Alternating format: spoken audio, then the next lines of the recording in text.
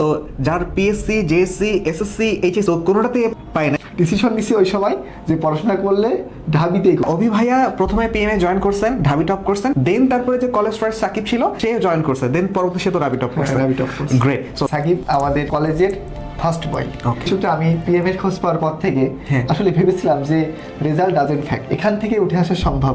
এই জায়গা থেকে মনে হলো যে সাকিব ফার্স্ট হয়েছে, ঠিক আছে, তবে আমার রোলটা একটু পিছনে থাকলেও হয়তো আমি একটু চেষ্টা করলে বা পিএম যেভাবে আগাচ্ছে টাইপ বেস, তবে আমাদেরও সম্ভব। ডিমোটিভেট হয়নি যে ফার্স্ট বয় না, টপ 10 এর মধ্যে নাই, আমাদের সম্ভব নয়, এরকম ডিমোটিভেট না হয়ে আমি মনে করছি যে ভাই আর এখানে ভর্তি হয়ে যাই, তাহলে সম্ভব। Right. আমি যখন টপ করি, এটা টপ পজিশন আমি এটা জানি না, ভাইকে আমি বলতেছি, ভাই আমাকে বললো যে এটা টপ। আচ্ছা, তারপরে হচ্ছে তো বলে যে দেখি ভাইয়া কেমন কি যে দেখি সাবজেক্ট ভাই আসে, কেমন সাবজেক্ট আসে আসে না আসে। এইভাবে কথা বলতেছি। আমি বলে তুমি টপ করছো, যা চাবা তাই পাবা। আমার এলাকা থেকে আমি একা চান্স পেয়েছি ঢাবিতে। ও, এবং সেটা মানে টপ হিসেবে। ওই জায়গা থেকে মোটামুটি এলাকায় কিছুটা ছড়িয়ে গেল যে চান্স পেয়েছি। ওই সময় সাকিবও জানতে পারে, হঠাৎ সাকিব আমাকে একদিন ফোন দেয়। সাকিব ফোন দিয়ে আমাকে বলে যে তুমি কোথায়, কিভাবে কি, কেমনে কি, কিভাবে কি। আমার তো বেসিক কেমন ছিল সাকিব তো খুব ভালো জানতো, জিরো থেকে কিভাবে এরকম কেমনে কি। তখন আমি পিএম এর কথা ওরে বলি যে আসলে পিএম এ এইভাবে টাইপ ওয়াইজ আগায়, আসলে এইভাবে। তখন আমার কথা অনুযায়ী ও পিএম কে সিলেক্ট করে। ও কিছু ভিডিও দেখিনি, কারণ যেহেতু আমি টপ করছি ওই সূত্রে ও আর কোনো ভিডিও দেখে, আর কিছু দেখতেও যায় না, দেখতেও চাই ক্লাসও করে নাই, ভিডিও দেখে কিছুই করে নাই। সাকিব হচ্ছে রাবিতে টপার। তোমার অনেক ফ্রেন্ডরা, যারা সেকেন্ড টাইম, তারাও কিন্তু ভর্তি হয়েছে, তারা এসে বলে যে আমি মানে যারা আগে পারলে ভালো হইতো। আমাদের ওখান থেকে অনেকে যেহেতু চান্স পেয়েছি, অনেক ফ্রেন্ড সেকেন্ড টাইম দিচ্ছে, তারা আমার থেকে অনেক ট্যালেন্ট, আমি এটা স্বীকার কাটি এখনো যে আমার থেকে ট্যালেন্ট। তবে তারা অ্যাডমিশনটা এমন একটা সিজন, এই সময় তুমি মনে করো হিউজ জানো, তো প্রপার গাইডলাইন তোমাকে নাই। মানে একজন যে মেন্টর, এই মেন্টরটা টাইপ ওয়াইজ আগানোটা সিজনের সব থেকে বেশি ইম্পর্টেন্ট। সুতরাং মেন্টর যেটা বলছে সেটা যদি তুমি ফলো করো, তোমার চান্স এবং ভাগ্য যদি থাকে, চান্স নিশ্চয়ই। কলেজে মোটামুটি টপার আমি ছিলাম, কিন্তু আমি কারো কাছে বলতে পারিনি যে আমার চান্স হয় নাই। অফিস যখন পিএম এর সাথে সংযোগ হয়, আমি যদি তখন পারতাম, হয়তো আজকে আমি ঢাবিয়ান হতে পারতাম। সবচেয়ে ক্ষতিকর উত্তর দেখে পোস্ট মানে সব। আসসালামু আলাইকুম। আজকে আমাদের সাথে আছে স্বপ্নযোদ্ধা সাকিব, যে 416তম হয়েছে রাবি সি ইউনিটে হয়ে যাওয়া পরীক্ষাতে। আমার মডেল টেস্ট আমি ফার্স্ট হয়েছিলাম আমার টেস্ট পরীক্ষা ইন্টারমিডিয়েটের আগে। তারপরে আমি ঝিনাইদহ উদ্ভাসে ভর্তি হয়েছিলাম, সেন্ট্রাল মেরিট টপ 500 এর মধ্যে থাকতাম। আমার অ্যাডমিশনের লাস্টের দিকে সেখানে জানি আমার একটু এলোমেলো হয়ে গেল অ্যাডমিশন লাইফ। তারপর ঢাবি পরীক্ষা হলো আমাদের। ঢাবিতে মোটামুটি আমার পরীক্ষাটা একটু খারাপ হলো। আমি মোটামুটি মেন্টালি ধারণা পাইছিলাম যে আমার হবে না, ঢাবিতে হবে না। কিন্তু ঢাবি রেজাল্ট দেওয়ার সময় অভি রেজাল্ট দেখলাম আমি ফেসবুকে, অভি 513তম হয়েছে। আমি অভি তোমার কিভাবে সম্ভব, তোমার প্রিপারেশন আমি যতটা জানি খুব এত টপ করার মতো ক্যালিফার স্টুডেন্ট তুমি ছিল না, কিভাবে কি হলো। তারপরে আপনার কথা বললাম, ও যেভাবে যা করছে আমাকে একদম এ টু জেড তাই বললো, পিএম এর সাথে ওর যাত্রাটা আমাকে জানালো। আমি তখনই পিএম এ যোগাযোগ করা শুরু করলাম। তারপরে আমি কথা বললাম, পরের দিনে আমি পিএম এর সাথে সংযোগ হয়ে মাধ্যমে অভি বললো যে এই টাস্ক গুলা ভাইয়ারা যেগুলা দেয় ফার্স্ট থেকে লাস্ট পর্যন্ত তুমি যদি মনোযোগ সহকারে আর হলো অনেস্টলি ভাবে করতে পারো, বেশি অনেস্ট কথা বলছিল আমাকে। এখানে তো আমার সবকিছু তো নির্ভর করে ভাই আমার উপরে, আমি পাঠাই করবো অনেস্ট ভাবে। যদি একটা স্টুডেন্ট এগুলা টাস্ক করি, সেগুলো ফার্স্ট থেকে লাস্ট পর্যন্ত করে, আর মনে হয় সেই স্টুডেন্ট কোনো না কোনো কিছু পাবে। তারপর আমি প্রথমে বুঝতে পারছিলাম না যে, তারপর আপুরা আমাকে অনেক হেল্প করছে, অভিও আমার বন্ধু হিসেবে অনেক হেল্প করছে। প্রথমে যে টাস্ক গুলো দিল, ওই ভুলের খাতা থেকে আমি যে ভুলগুলো সংশোধন করে আইডেন্টিফাই করে যেটা নোট করলাম, ভাই আমার আপুরা যে স্ট্র্যাটেজি আমার বলেছে, এই স্ট্র্যাটেজি আমার খুব গুরুত্বপূর্ণ লেগেছে। আমি অল্প সময় অনেক প্রশ্ন সলভ করতে পেরেছি এই স্টেজে ফলো করে। এটা আমার মনে হয় মিশন গান্ডিতে লাস্ট টাইম এসে অনেক হেল্প করেছে। জয়েন করার পরে আমরা প্রথম অ্যানালাইসিসে দেখলাম যে ভাইয়ার নাম্বার হচ্ছে 50%। 12 তারিখে ভাইয়া এই আপডেটটা দেয়। সো 50% নাম্বার, অ্যান্ড তারপরে 12 তারিখ থেকে 15 তারিখ পর্যন্ত এই জার্নিটা চলে। সো প্রিসাইসলি প্রিপারেশন, আমাদের ধরো যে ক্লাস, এক্সাম, টাস্ক, জার্নি সবকিছু আমরা চেষ্টা করি নিজের জন্য কাস্টমাইজ ভাবে, নিজের উইকনেস অনুযায়ী কাস্টমাইজ ভাবে যতটুকু প্রিসাইজ করে ফেলা যায়, তার যাতে করে নিজের জন্য সবচেয়ে বেশি ইফেক্টিভ ওয়েতে হয়। তো সেইটার মাধ্যমে ভাইয়া 15% নাম্বার ইমপ্রুভ করে ফেলেন। এখন 3 দিনে যদি 15% নাম্বার ইমপ্রুভ করা যায়, তাহলে দিন শেষে ঢাবিতে ওই 513তম পজিশন হওয়া, সেটার জন্য আলটিমেটলি কি লাগে? একটা নাম্বারই তো লাগে।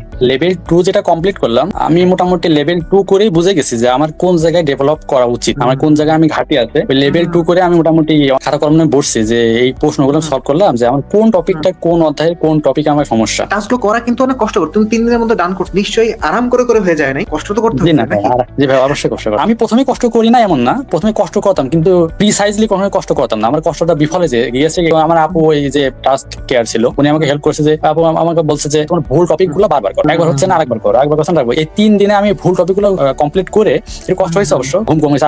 আগে যেটু ঘুমাতাম তার থেকে 1 ঘন্টা কম ঘুমাইছি। টাইমটা অন্য জায়গায় লাগাতাম, সেই লাইফটা লাগাই না, আমি পড়াশোনার পিছনে দিচ্ছি। আমি যখন টাস্ক জমা দিই 5টা খাতায় ভুল সংশোধনের খাতা করতে আইডেন্টিফাই করে আমি জমা দিই, এই 50 থেকে 65 এ চলে গেছে। Right, মোটামুটি আর যদি আমি 3-4 দিন আগে পারতাম, আগে করতে পারতাম, তাহলে আরো বাটো পেরে 80% চলে যেত। ইভেন ফ্যামিলি মেম্বারদের সাথেও এভাবে মিশতাম না, কথাই বলতাম। আমার রাজশাহী পরীক্ষার আগে মোটামুটি একা হয়ে গেছিলাম, মোটামুটি চুপচাপ থাকতাম বাসায়। আমার ফ্যামিলি মেম্বার বলতো কার সাথে বসো না, কথা বলো না, কি হয়েছে? ফ্যামিলি এমনি কথা বলেন। আমি মোটামুটি সবসময় একা একা বসে ওইগুলো সলভ করতাম যে আমার কোন জায়গায় সমস্যা হচ্ছে। সবচেয়ে বড় কথা ভাইয়া, আর বাবা নাই, মা বাবা 3 সন্তান, আমার 3টা ভাই। আর বড় ভাই হচ্ছে যে একজন ইঞ্জিনিয়ার, আমার মেজো ভাই বিশেষ ক্যাডার 43, সে হলো শিক্ষা ক্যাডার। এখন আমার কাছে আমি মাথা মাথায় ভাবতাম, শোয়ার আগে ভাবতাম বা যে কোনো সময় ভাবতাম যে আমার 2টা ভাইয়া এখন শিক্ষিত হয়েছে, ভালো ভালো পর্যায়ে গেছে। এখন আমি যদি কিছু না করতে পারি, তাহলে মা বাবার একটা বদনাম, অনেকে বলবে যে 3 সন্তান 2টা সন্তান অনেক উপরে চলে গেছে, কিন্তু ছোট সন্তান দেখেন পড়াশোনা করি নাই, অনেক খারাপ হয়ে গেছে। সময় ভাবাতে এই কথাগুলো আমার একটা ভালো কিছু করতে হবে, অ্যাটলিস্ট মা বাবার স্বপ্ন পূরণ করতে হবে। এই জন্য আর কি আপনার পিএম এর সাথে জড়িয়ে আমার স্বপ্ন পূরণ হয়েছে, আলহামদুলিল্লাহ। আলহামদুলিল্লাহ। প্রিসাইসলি মেন্টরশিপ মাধ্যমে যে অ্যাডমিশন ফার্স্ট থেকে লাস্ট পর্যন্ত সে চলতে পারে, সে যেই ক্যালিভার স্টুডেন্ট হোক, একাডেমিক যদি ক্লিয়ার নাও, কনসেপ্ট যদি নাও ক্লিয়ার থাকে, আমার মনে হয় সেটা ভালো কিছু করবে শেষ পর্যন্ত যদি লেগে থাকে সৎভাবে। আমার প্রথম থেকে স্ট্র্যাটেজি ভুল ছিল যে আমি যেটা পারতাম প্রথম থেকে ওইটাই করতে পারতাম, যে আমার কোন জায়গায় ভুল, সেই ভুলটা আইডেন্টিফাই করতে পারতাম। হয়তো বা আমি যদি প্রথম দিকে আমি যদি যখন আপনার হলো অফিস যখন পিএম এর সাথে সংযোগ হয়, আমি যদি তখন পারতাম, হয়তো আজকে আমি ঢাবিয়ান হতে পারতাম। প্রথম যে 3-4টা পরীক্ষা দিয়েছি, ওখানে নেগেটিভ মার্কিং আমি কন্ট্রোল করতে পারছিলাম না। আমি প্রতিটা পরীক্ষায় 3-4-5 নাম্বার পর্যন্ত নেগেটিভ মার্কিং চলে যাচ্ছিল। এই 4-5 নাম্বার নেগেটিভ মার্কিং এর কারণে আমি প্রতিটা পরীক্ষায় ওয়েটিং এ চলে যাচ্ছে। কিন্তু পরবর্তী থেকে পিএম থেকে আমি এটা ধারণা পাইছি নেগেটিভ মার্কিং কিভাবে পাশ কাটিয়ে চলে যাওয়া যায়। এটা আমাকে পরবর্তী রাবি পরীক্ষার আগে অনেক হেল্প করছে। গ্রেট। চান্স পাওয়ার ওই সময়টার অনুভূতি যদি শেয়ার করো, যে 416তম মহিলা টপ করে ফেললে, তো সেই ব্যাপারটার সময় অনুভূতি রেখে। আমি মোটামুটি হল থেকে ধারণা পাইছিলাম যে আমার পরীক্ষা ভালো হয়েছে, যে যা উত্তর দিক আমার কোনো ডোন্ট কেয়ার, আমি পরীক্ষা ভালো দিচ্ছি, আমি এটা জানি আমি পরীক্ষা ভালো দিচ্ছি, আমার চান্স হবে, মানসিকভাবে প্রস্তুত নিয়েছি, আমার চান্স হবে। যারা অ্যাডমিশন জার্নি শুরু করবে, আমার পক্ষ থেকে একটা কথা থাকবে, আমরা তো অ্যাডমিশনে অবশ্যই একটা কোচিং সেন্টারের সাথে সংযোগ হই। কোচিং থেকে তো পরীক্ষা দিবে, পরীক্ষায় একটা প্রশ্ন আপনার পরবর্তীতে আপলোড হবে যে তুমি 30 এর মধ্যে বা সাপোজ 15 পেয়েছো বা 20 পেয়েছো, ভুলগুলো সংশোধনের পথ দেখা দেবে, এমন একটা তো কোচিং সেন্টার এটা করে না আমার মনে হয়, ধারণা পিএম এর সাথে সামান্য কিছু টাকা দিয়ে যদি পিএম এর সাথে সংযোগ হয়, ওই ভুল সংশোধনের পথ দেখা দেবে, এটা যদি সে কন্টিনিউয়াসলি প্রথম থেকে লাস্ট পর্যন্ত করতে পারে, আমার মনে হয় সে একটা ভালো কিছু করে। সবচেয়ে ক্ষতিকর হচ্ছে যে উত্তর দেখে প্রশ্ন সলভ করা। উত্তর দেখে প্রশ্ন করে কেউ সলভ করে, তার আমার মনে হয় না যে খুব ভালো কিছু, সে অনেক ভালো স্টুডেন্ট হোক, সে ভালো কিছু করতে পারবে না আমার মনে হয়। সবচেয়ে বড় কথা, অ্যাডমিশন লাইফে যে যত ভালো স্টুডেন্ট হোক, প্রথম থেকে যে সে যদি কোনো প্রিসাইজলি পড়াশোনা করে বা মেন্টরশিপ, যাকে যাদের মেন্টর থাকে সাজেশন দেওয়ার জন্য, যে মানে কি স্টুডেন্ট হোক, ফার্স্ট থেকে লাস্ট পর্যন্ত অনেস্ট ভাবে লেগে থাকে, তারা ভালো কিছু সম্ভব শেষ পর্যন্ত। বুঝতে পারা আর নিজে করতে পারা দুইটা আলাদা জিনিস, আবার নিজে করতে পারা সময়ের মধ্যে করতে পারা দুইটা আলাদা জিনিস। এটা ইম্পর্টেন্ট ভাই, এটা ইম্পর্টেন্ট, অনেক বেশি ইম্পর্টেন্ট। প্রথমবার তুমি ভুলগুলো করবে, এটাই নরমাল, কিন্তু যে ভুলগুলো আসলে, যে ভুলগুলো তোমার চান্সকে মিস করাই দিবে, যে ভুলগুলো তোমার সমস্যা করে দিবে, সেই ভুলগুলো নিয়ে যখন সতর্ক করে দিয়ে তোমাকে বলবো যে তুমি এমনি আগাও, এই জিনিসটা যখন হচ্ছে যে তুমি প্রথম থেকে এরকম করে আগাচ্ছ, তখন আসলে তোমার ওই জিনিসগুলো বাধা হবে না। ইভেন পরীক্ষা হলে আমাদের যে এক্সাম স্ট্র্যাটেজি আছে, যে এক্সাম হলে তুমি স্ট্রেসড হয়ে যাবা, তুমি হওয়ার পর পরীক্ষা ব্লান্ডার করবা, করার পর টের পাবা যে আসলে হইলো না। পরীক্ষা হলে যেটা কাজে লাগাতে পারে না, প্রশ্নগুলো ভুলাই ফেলে মূল কারণ হলো প্রশ্ন ব্যাংক উত্তর সহ দেখে সলভ করা।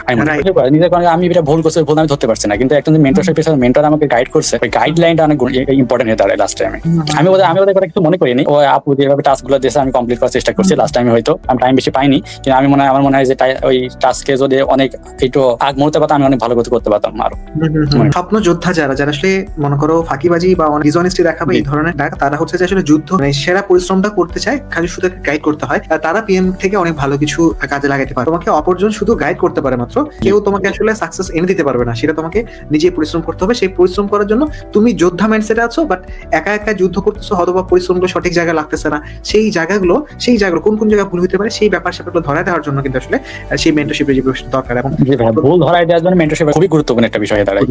ভুল ধরানোর লোকটা ইম্পর্টেন্ট। আমি তো ভুল করতেছি, কিন্তু কোথায় ভুল করতেছি, এই ভুলটা যদি আমি না ধরতে পারি, আমি তো ভালো কিছু করতে পারবো। আলটিমেট কাহিনী তোমার ইমপ্রুভমেন্ট হচ্ছে নাম্বার বাড়তেছে, নাম্বার বাড়াতে চান্স হবে, চান্স পর্যন্ত আর কিছু লাগে না, খালি নাম্বারটাই তো লাগে, নাম্বারটাই লাগে। এখন এই যে অভাবনীয় গল্পগুলো যেখান থেকে ক্রিয়েট হচ্ছে, তো নিশ্চয়ই তাদের অভিজ্ঞতা অনেক বেশি আছে। এরকম ব্যতিক্রমধর্মী গল্পগুলো যেখান থেকে ক্রিয়েট হচ্ছে, একটা নির্দেশনা দেওয়া হচ্ছে, তারপরে নিজে নাক গলায় আমি হচ্ছে যে হয়তো কথা শুনতেছি না, তাহলে সেই জিনিসপত্রগুলো আলটিমেটলি নিজের ক্ষতি করার সাথে কিছু হচ্ছে না। এই জন্য আসলে যারা হচ্ছে যে স্বপ্ন যোদ্ধা, স্বপ্নের জন্য যুদ্ধ করতে করছো তারা অবশ্যই বিএম থেকে অনেক ভালো কিছু করতে পারবে। আমাদের ক্লাসের মধ্যেও এই ব্যাপার স্যাপারগুলো রিফ্লেক্ট হয়। সো ক্লাসের মধ্যে যে স্টপ ওয়াচ ফিচার খুব ইম্পর্টেন্ট, এই যে লিস্ট অফ আছে যেটা দেয় এটা খুব ইম্পর্টেন্ট। একটা কোয়েশ্চেন তো সবাই সলভ করতে পারে, যে একটা কোয়েশ্চেন আনলিমিটেড টাইম দেয়, আনলিমিটেড টাইমের মধ্যে অনেকেই সলভ করতে পারে, কিন্তু ওই সীমিত যে 40 সেকেন্ড টাইমের মধ্যে সব পাওয়াটাই বেশি ইম্পর্টেন্ট। আমাদের ক্লাস বলো, এক্সাম বলো, টাস্ক বলো, সবগুলোর মধ্যে ওই ব্যাপার স্যাপারগুলো রিফ্লেক্ট হয়, পুরোটা মিলে একটা ইউনিফাইড একটা জার্নি। ঢাবিতে চান্স মিস করার পরে দিন তারপরে এই ছেলে ঢাবিতে টপ করে ফেলেছেন, এন্ড হচ্ছে যে ভাইয়া এই টপার হওয়ার জার্নির অনেকগুলো ইনস এন্ড আউটস থেকে গুরুত্বপূর্ণ কিছু পরামর্শ তোমাদের সাথে শেয়ার করলেন, যেগুলো যারা অ্যাডমিশন জার্নি শুরু করতেছো